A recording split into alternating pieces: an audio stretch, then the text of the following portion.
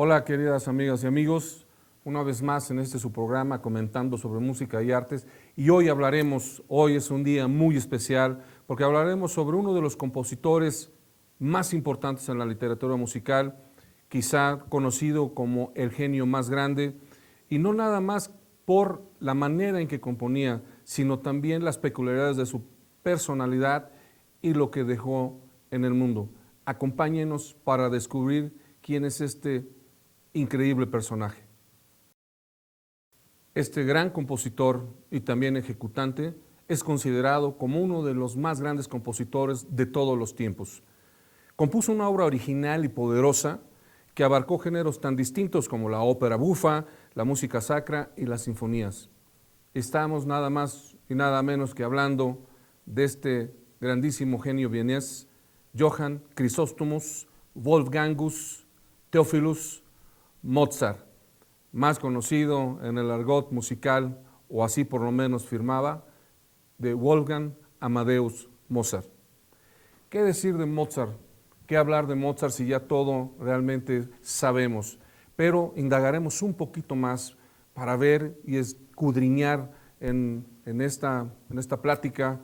Tenemos la presencia hoy del maestro Gianangelo Pichardo, compositor, maestro del conservatorio y amigo, y hablaremos sobre Mozart y la parte importante, sabremos si realmente Mozart fue un genio incomprendido o no. Y hablo de este genio incomprendido porque en su época, a pesar de mostrar todas estas facultades y a demostrar toda esta genialidad, aparentemente murió en el olvido. Bienvenido, maestro Gianangelo, un gusto de tenerte aquí en este programa.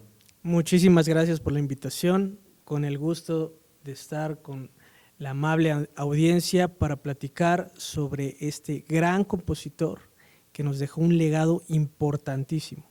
Es correcto, nada más 626 obras que están pues, catalogadas, ¿no? Son 68 sinfonías, 27 conciertos, 32 sonatas para piano, 18 sonatas para violín, 8 sonatas para 2 pianos, en fin, 23 cuartetos, 5 conciertos para violín, en fin, la sinfonía concertante, en fin, algo increíble. Algunos dicen que un compositor o alguien que pudiera copiar sus cosas tardaría 25 años trabajando a razón de 10 horas diarias para poder tener toda la obra de Mozart como nueva.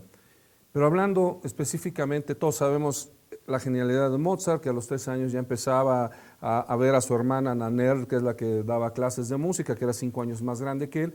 Entonces, cuando él ya tenía 5 años, perfectamente ya tocaba el clavecín, nada más de escuchar.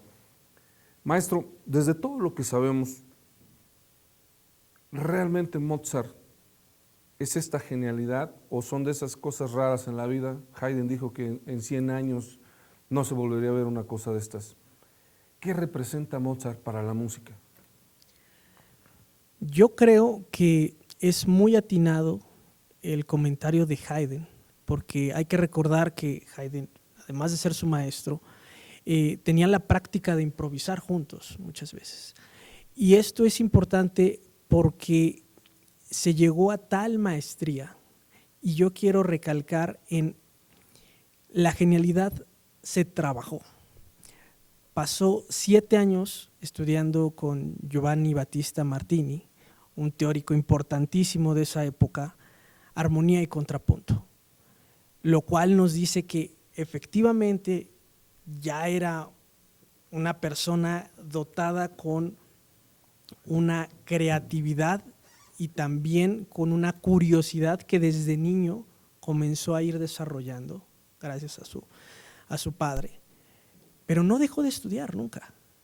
Y esta forma de ir desarrollando y esta forma de ir teniendo curiosidad, creo que es lo que llevó a que nos dejara un legado importantísimo, porque era constante su búsqueda, y a lo largo de las diferentes etapas fue desarrollando un método, un sistema que lo iba alejando, por un lado, porque claro que tenía innovaciones dentro del sistema de la tonalidad, pero también regresaba a mirar lo que se había hecho, y tal es así que tiene obras donde refiere a cuestiones del barroco que nosotros podríamos pensar, pero si se está desarrollando el sistema clásico vienes, ¿qué tenemos que hacer con el barroco?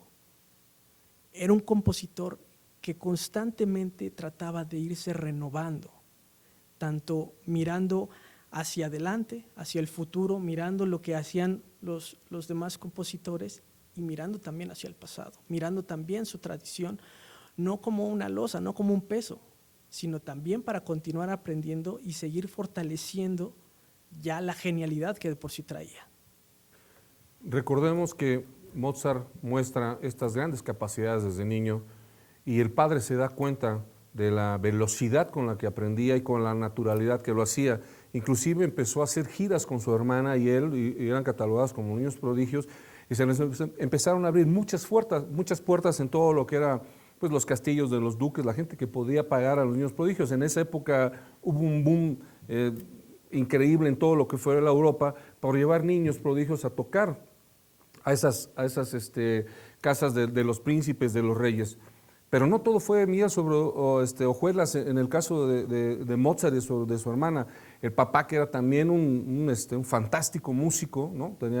Estaba a su cargo ahí una de las orquestas donde vivían, pues también dice que pasó penumbras porque de repente eran más como circo donde los llevaban que como darle esta solemnidad que ahora tenemos, ¿no? Con este status quo que tiene que tener un músico de esa envergadura como era Mozart, ¿no? Entonces, muchas veces hicieron estas giras, pero no se le daba o no se le dio con el paso del tiempo, además que Mozart siempre tuvo una salud un poquito delicada, no se ponía enfermo.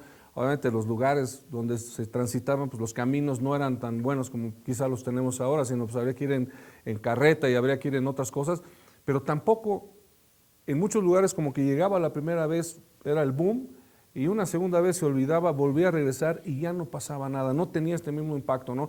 Hay muchas historias acerca de esto. Digo, Mozart por ahí se presume que tenía el síndrome de Tourette, y esto utilizaba él un lenguaje pues un poquito subido de tono, era muy pícaro, no tenía otras connotaciones aparte de la genialidad que ya mostraba con la música. Esto que habla usted, maestro, de esta influencia que tuvieron varios de ellos, porque inclusive en muchas, ya llegaremos a ese momento, pero en muchas de las autografías o biografías de Mozart hablan también de Salieri como maestro de Mozart, ¿no? Y ya después ahondaremos en el tema del Requiem, pero esta parte de haber estudiado con los italianos en esa época lo marcó, ¿no? También, digo, aparte de Haydn, o enriqueció la creatividad o nada más fue una sola, el acervo que tenía para poder él diseminar la obra que ya tenían en la cabeza. Yo creo que siempre se iba enriqueciendo tanto de los maestros como de las obras que iba escuchando. Hay una anécdota importantísima que refiere a que cuando escucha justamente en Italia el Miserere de Allegri, ¿no? Que no podías tener acceso a la partitura porque era cuestión de excomulgarte, lo escucha en la Capilla Sixtina, no puede tener la partitura y al término se va a la alcoba en donde estaba hospedándose y lo transcribe. Y no tan solo lo transcribe de manera casi así idéntica, que no tan solo no lo excomulgaron, lo nombraron caballero de la Orden de la Espuela de Oro. Eso nos habla de esa genialidad. Hasta lo corrigió. Exacto. Eso nos habla de esa genialidad que tenía. Claro que tenía un oído impresionante, pero hago énfasis en el trabajo y hago énfasis en la curiosidad. No era un compositor soberbio que pensara que él estaba por encima. Siempre estaba enriqueciéndose de las obras de sus contemporáneos y también de las obras que habían quedado atrás. Tenemos que recordar que para ese entonces las estructuras musicales están lejos de las frases tan largas de Bach, porque el barroco se ha ido quedando atrás y porque sus hijos, con Carl Philipp Emanuel, comienzan a hacer frases más sintéticas con otro tipo de recursos, y sin embargo hay que recordar obras como el Adagio y Fuga para dos pianos, donde es un homenaje no nada más a Bach, sino también a Händel, donde tiene una fuga impresionante, porque claro que sabía hacer una fuga. Y tan es así, ya llegaremos a la parte del Requiem con una fuga doble. Entonces, tenía una técnica portentosa que siempre estaba caracterizada por esa curiosidad que a lo largo de las diferentes etapas se fue enriqueciendo tanto con los personajes que eran de esa época como sus maestros.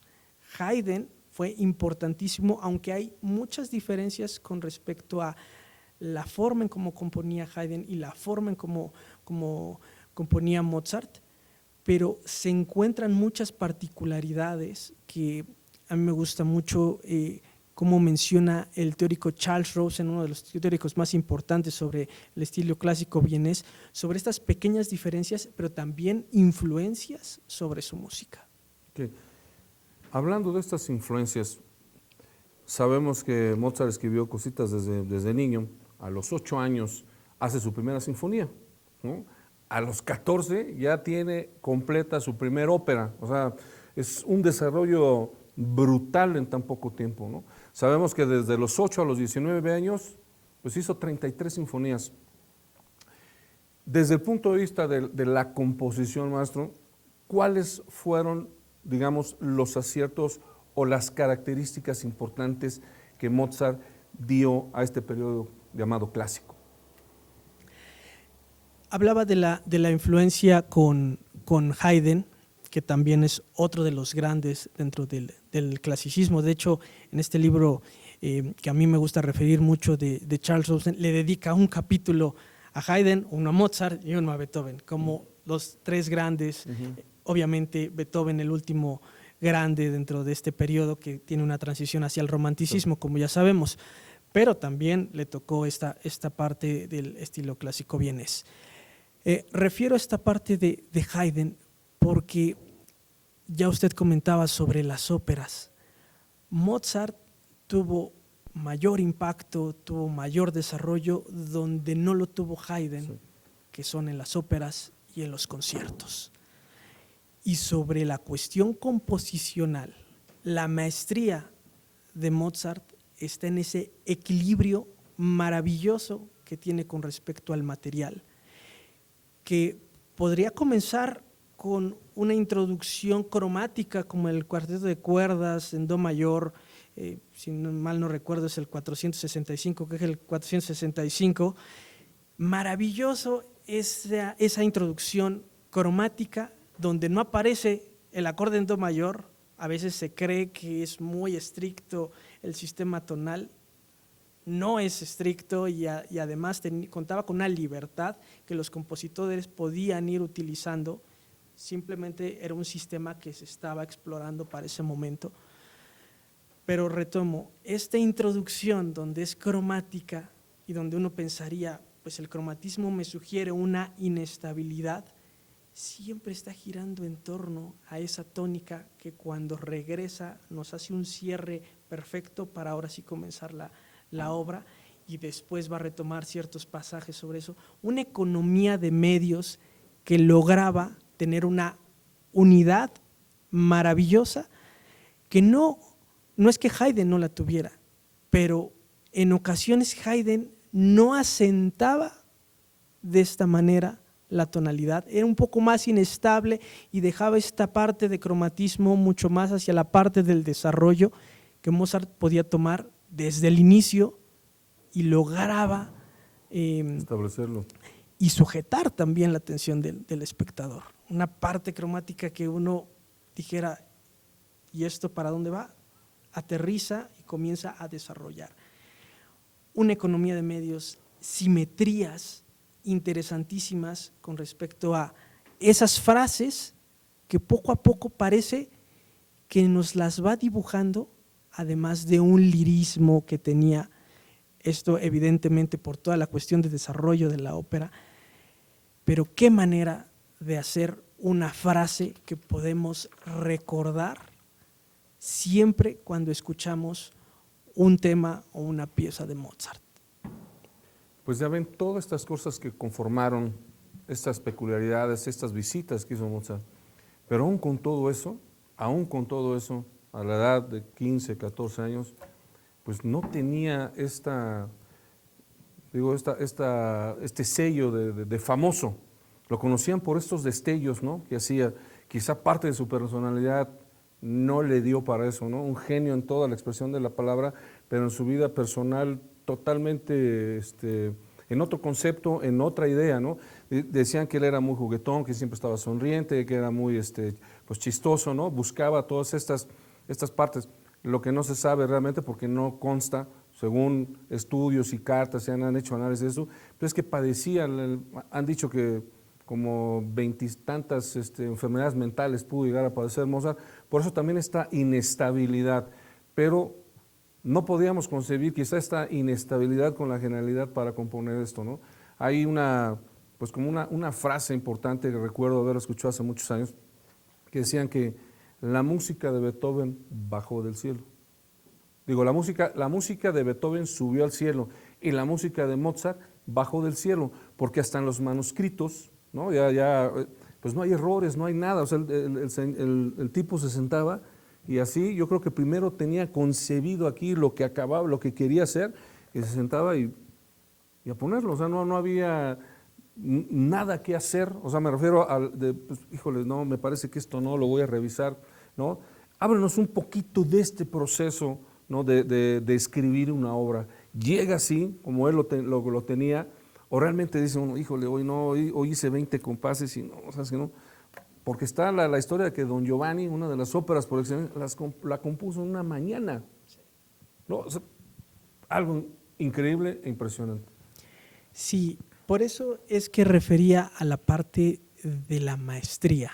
La maestría no se alcanza únicamente teniendo el ideal en la cabeza. Hay muchos compositores que refieren que con el paso del tiempo se desarrolla una habilidad en la cual se puede estar componiendo en cualquier momento. Todo es cuestión de conectarse y comenzar a pensar en torno a esto. A mí me parece que Mozart es uno de los mejores ejemplos con respecto a esta afirmación, porque Mozart lo tenía. Talento más conocimiento, genialidad. Exacto. Él tenía un conocimiento, una maestría que había desarrollado a lo largo de los años, que también estaba en la cuestión instrumental, que cuando él se sentaba simplemente pareciera que bajaba y fluía, lo que para los mortales nos lleva todo un proceso de prueba y error, ensayo y error, porque es lo normal.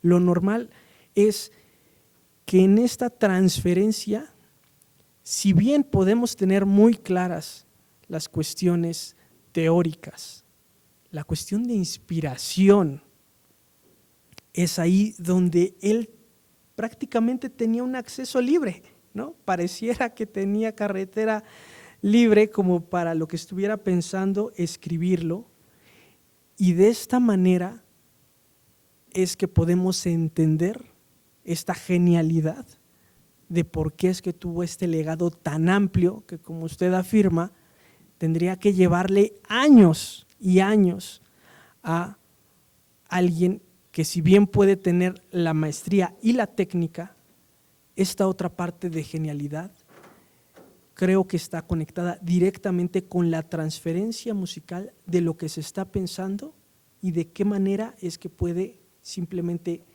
llegar a la parte del instrumento. Él improvisaba mucho, y en esta parte de sus partituras es interesantísimo cómo podemos ver facsímiles de otros compositores con tachones, rayones. Son lo peor para estudiar. Historiográficamente son maravillosos, pero para estudiar son una cuestión de tachones y borrones, y los de Mozart son limpios. Hay algunas cosas que no están resueltas porque las resolvía en el momento. Se dice mucho que a veces las dejaba como incompletas porque no le daba tiempo de lo que estaba pensando, la velocidad de escribirlo, ¿no? Porque era más rápido tocarlo que escribirlo, entonces simplemente dejaba algunas marcas para él improvisar sobre esa parte.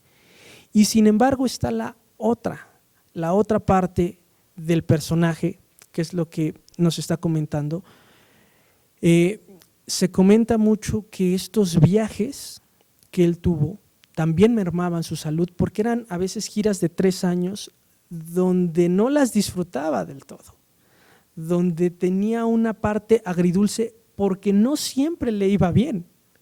El recibimiento a veces podía ser muy bueno y después era un poco indiferente, era frío. Y claro que esto para un artista de tal envergadura, pues merma en lo anímico. Y sin embargo nunca dudó para continuar creciendo en su lenguaje y también en una innovación que vemos a lo largo de los periodos de composición que tuvo. Entonces podríamos decir que tenemos dentro del mismo Mozart dos Mozart, el compositor y genio aunado a todo lo que dice con estos estudios, con estos conocimientos, con su genialidad, y la otra contraparte que era su vida personal, lo que él sentía como ser humano, ¿no? Digo, Mozart, si no saben, Mozart murió muy joven, a los 35 años, dejándonos este gran legado. Y quizá en esa época lo que fue todo bien, él quería vivir mucho ahí, digo, venía de Salzburgo, pero no tuvo este impacto como otros compositores tuvieron. Quizá, digo, Beethoven sí lo logra, ¿no? El cortarse el cordón umbilical de los mecenas, ¿no? De acabar con esto de que yo te digo para qué tienes que escribir, yo te digo para qué tienes que hacerlo, sino él empieza a tratar de salirse de eso, pero no lo dejan. Al final de cuentas, él sigue perteneciendo pues, a alguien que le da dinero, porque nunca tuvo una situación muy boyante, aunque la casaron con Constanze Weber, pero digo, vivía en una buena zona, pero él como que no tenía esa facilidad, digo, de hacer dinero, o en este caso, creo que esa personalidad doble que tenía, ¿no? El Mozart genio y el Mozart humano, como que no estaban.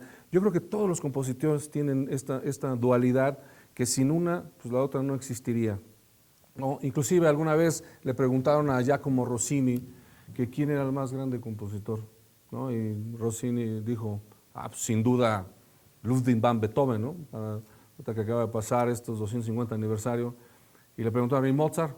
No, dice, Mozart es único, ¿no? Entonces, los mismos compositores sí le daban ese crédito, lo que la sociedad no. Y tuvo estos altibajos Mozart, ¿no? En etapas de su vida, cuando sí era como muy querido, y de repente cuando lo aborrecía pues, la misma sociedad, no aborrecerlo, pero como que no importaban sus obras. ¿Qué tenía? La verdad, ¿las obras eran tan malas o era porque la gente estaba buscando cosas diferentes? Porque ahora que tenemos esta facilidad de reconocer y de saber y de analizar de muchos puntos de vista la obra de Mozart, decimos, pues no cabe duda, este tipo está fuera de este mundo, ¿no? O sea, no hay comparación con lo que escribió. Pero tratándonos de poner en esa obra, era demasiado el movimiento que había en la Europa, era demasiado las ofertas que se tenían, ¿o por qué no trascendió en ese momento? Digo, sabemos que tuvo éxitos en ciertas cosas, pero por ejemplo, de las 22 óperas que tiene escritas, por ahí dicen que son 23, o sea, hasta en eso no se ponen de acuerdo, que si son 621, que si son 626, dependiendo del catálogo, bueno, que Hegel hizo uno y por ahí hay otro, bueno, hasta en eso fue polémico, ¿no? Mozart en este sentido. Pero, ¿qué es lo que hace un compositor? Usted que es compositor, maestro, uno piensa escribir a la posteridad, o es el momento en el que uno está tratando de hacer la música. Yo no creo que Mozart, digo, no estamos en la cabeza de Mozart, pero no creo que haya dicho, voy a escribir todas mis cosas para que después de 266 años hablen de ellas, ¿no? Sí, hay un pensamiento con justo el otro personaje en cuestión, Beethoven. Beethoven ya es un compositor que está rodeado del movimiento de la Ilustración, de otro tipo de cuestiones incluso filosóficas. Estamos hablando ya de una época donde vienen muchas innovaciones, del primer tratado de economía de Adam Smith, del pensamiento kantiano, en fin. Beethoven ya nos lleva a la parte más humana y claro que es el compositor representante de lo que hoy en día pensamos del compositor romántico que va a escribir para la posteridad, etc. Mozart no. Mozart, como bien comenta, no creo que tuviera esta idea de que cada una de sus composiciones se quedaran o que tuviera en mente que hoy en día nosotros estaríamos hablando tanto de él, porque más bien era una cuestión incluso lúdica. En su primera etapa mucho es el juego de lo que un niño al final es un niño, de lo que al final un niño puede hacer con la música. Y cómo es que esos materiales se van perfeccionando a lo largo de un ser humano que va creciendo y que al mismo tiempo deja de ser ya el pianista virtuoso, no porque no lo sea, sino porque hay muchos otros que también lo son. Hay que pensar en Czerny, hay que pensar en Clementi, que también comienzan a hacer giras como los pianistas virtuosos. De ahí pienso yo que puede venir esta parte donde la sociedad está pensando mucho más en la cuestión del virtuosismo y también en la cuestión social de la música, porque debemos de pensar que Mozart al final era un trabajador de la música. En esto que comenta de la independencia, no tiene los privilegios de un Beethoven, donde se pueda separar y pueda decir, bien, ya tengo, incluso había ya un ingreso como una especie de pensión que después de la muerte de Mozart se la dan a Beethoven, un poco como pensando, pues fuimos injustos con Para Mozart. resarcir el daño. Como exacto. Pero entonces estamos hablando de puntos completamente distintos donde en la época de Mozart hay que trabajar con la música para poder tener ese ingreso. Y esto va a cambiar mucho porque Mozart en todas estas giras acababa exhausto muchas veces, no le daba a veces tiempo de poder, con esa genialidad, no le daba tiempo a veces de poder escribir las obras y de ahí que improvisaba varias de estas. Y sin embargo, revisamos su catálogo. Y no hay un año que no escribiera nada. Y además, yo pensaría, ¿habrá una obra mala dentro de Mozart? Son de estos compositores que tal vez, probablemente una no sea del nivel, pero si pensamos con respecto a la edad, a la experiencia, bueno, todas son maravillosas. Ya quisiéramos muchos de nosotros, ¿verdad?, tener y contar con esa dicha y con esa maestría que tenía desde pequeño. Y bueno, qué decir cuando ya era un compositor maduro, con esa elegancia para mostrar los materiales, esa economía de medios que ya he mencionado. Esto que dice maestro es importante porque alguna vez un joven le pregunta a un joven Mozart, que yo creo que tenía como 25 años, le pregunta, oiga maestro, ¿a qué edad tengo que hacer o qué tengo que hacer para componer una sinfonía? Entonces Mozart, con ese humor característico, le dijo, pues tú, la verdad, tienes que aprender primero todos los tratados, tienes que estudiar mucho, y después de que hagas todo eso, entonces sí, ya puedes sentarte y componer. Y el otro como que se indignó y le dijo, pero usted compuso su primera sinfonía a los 8 años. Le digo, sí, pero yo no tuve que preguntarle a nadie, ¿no? Entonces, vemos todas estas cosas que Mozart era la verdad un genio incomprendido en muchos aspectos. A hoy tenemos la gran dicha de ver todo este catálogo. Interesante saber si realmente Mozart tiene una obra mala. La verdad es que este tema, maestro, quiero invitarlo para hacer una segunda sesión de porque es vastísimo lo que podemos hablar de este gran compositor reconocido por todos, sobre todo que es muy importante porque de él también, a partir de él, marca una época importante del sinfonismo y de la forma sonata que retomaría Beethoven. Obviamente Beethoven, un gran revolucionario de estas dos formas, ¿no?, que las llevó ya a otras dimensiones que todavía se siguen manejando. Amigas y amigos, los vemos la próxima ocasión y recuerden que detrás de la música siempre hay una historia que contar. Muchas gracias. Edomex. Decisiones firmes, resultados fuertes.